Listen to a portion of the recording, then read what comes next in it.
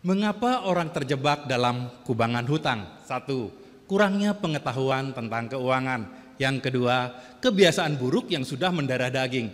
Memang pendidikan formal kita selama ini nggak ada tuh mata pelajaran cerdas keuangan. Bahkan pola pendidikan di keluarga pun minim tentang pengelolaan keuangan. Dibiarkan berjalan begitu saja. Shalom saudaraku kekasih dalam Tuhan. Topik kita hari ini adalah tentang hutang. Mari kita lihat kebenaran firman Tuhan tentang berhutang. Amsal 22 ayat 7 mengatakan demikian.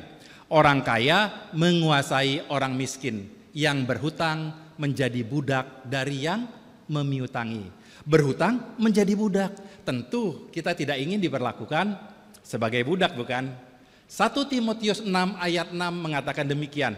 Memang ibadah itu kalau disertai rasa cukup memberi keuntungan besar. Coba perhatian kata cukup. Nah, inilah sumber kehidupan ketika kita merasa tidak cukup akan penghasilan kita saat ini dibandingkan gaya hidup yang kita jalani. Dan semua alasan untuk gaya hidup lebih besar pasak daripada tiang menjadi senjata ampuh untuk membenarkan keadaan yang terjadi. Habis gimana dong? Untuk Bapak Ibu sekalian, saudaraku kekasih yang sampai hari ini masih berkubang dengan hutang dan ingin keluar dari jeratan hutang tersebut, inilah 9 resep ampuh bebas hutang. Dan apabila dilakukan dengan simultan dan konsisten, perlahan tapi pasti Bapak Ibu saudaraku kekasih akan terbebas dari hutang. Apa saja kiatnya? Yang pertama, hitung semua jumlah hutang. Sehingga kita bisa mengetahui di mana posisi kita sekarang. Dengan mengetahui posisi kita sekarang, kita bisa menentukan arah berikutnya, bisa menentukan tujuan dan mengatur strategi. Kita harus berani menelanjangi diri, jangan menyangkal diri. Terbukalah.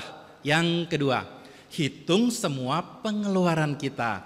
Pengeluaran primer, misalnya biaya listrik, PDAM, iuran sampah, biaya makan, BBM, kemudian biaya sekunder, uang sekolah anak, premi asuransi, asuransi jiwa, asuransi kesehatan, juga rekreasi, atau juga pengeluaran tersier yang nggak perlu, yang nggak penting, yang bisa ditunda, nongkrong di kafe, makan di restoran, beli tas baru, beli sepatu baru. Cara mudah untuk mengetahui semua pengeluaran kita mesti buat 3 toples pengeluaran. 1 toples pengeluaran primer, yang kedua toples pengeluaran sekunder dan tersier, dan yang ketiga toples pengeluaran tak terduga. Mobil masuk bengkel misalnya, ada undangan pernikahan, tetangga kedukaan, atau bahkan genteng bocor ya sekarang musim hujan ya. Jadi kita mesti disiplin mengumpulkan semua nota pengeluaran. Bila tidak ada nota ya kita mesti buat catatan gitu ya. Di akhir bulan kita buka toples tersebut, jadi kita lihat pos masing-masing sehingga kita tahu kebocorannya itu ada di pos mana. Pengeluaran kita nggak ada yang dikira-kira ya.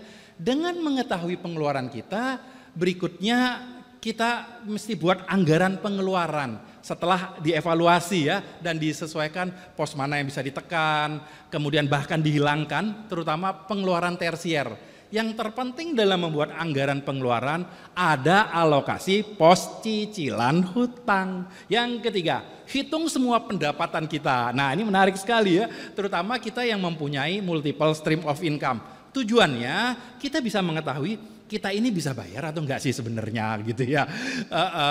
Kemudian yang keempat, setelah pos pengeluaran di sana ada pos cicilan hutang, bayar yang minimum dulu supaya kita enggak diteror oleh debt collector ya, sambil kita menata ulang hutang dan menata ulang gaya hidup kita.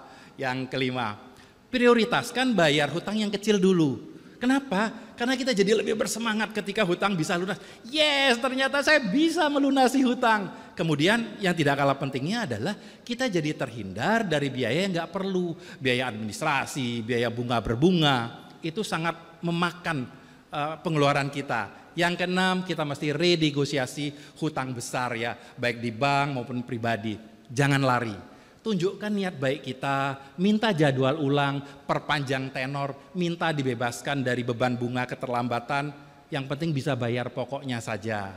Nah, yang terpenting ini adalah nomor 7, ubah kebiasaan. Ya, kalau selama ini ada kebiasaan buruk seperti belanja secara mencicil, buy now pay later, gesek kartu kredit, ubah menjadi kebiasaan baru apa? Belanja secara cash, uang belum cukup, iya jangan beli. Kedelapan, cari sumber penghasilan lain. Jadi agen properti, agen asuransi, pemain MLM, bahkan jadi YouTuber. Jangan mengecilkan diri sendiri dengan pikiran saya nggak bisa, saya nggak pengalaman, saya nggak cocok, saya nggak mampu, saya nggak bakat. Terus bisanya apa? Berutang. Dan yang terakhir yang ke-9, kurangi liabilitas. Kurangi cicilan yang nggak perlu. Bila perlu jual. Kalau ternyata cicilan mobil memberatkan, jual. Hasil penjualan tersebut pakai beli mobil second. Kalau nggak cukup ya beli motor. Kalau beli motor baru nggak cukup ya beli motor second. Intinya mengurangi cicilan.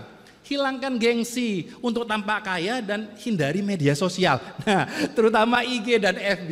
Karena di sana itu ada iklan yang terus-menerus hadir. Ada posting orang pamer kemewahan, ada social pressure yang senantiasa menteror kita. Dengan menerapkan 9 resep tersebut di atas, disertai doa yang tidak henti-hentinya, pasti Tuhan buka jalan dan menguatkan kita di setiap proses. Sehingga kita semua dimampukan bebas dari jeratan hutang dan hidup merdeka, tidak lagi hidup sebagai budak. Doakan lakumu, lakukan doamu. Selamat berproses, Tuhan Yesus memberkati.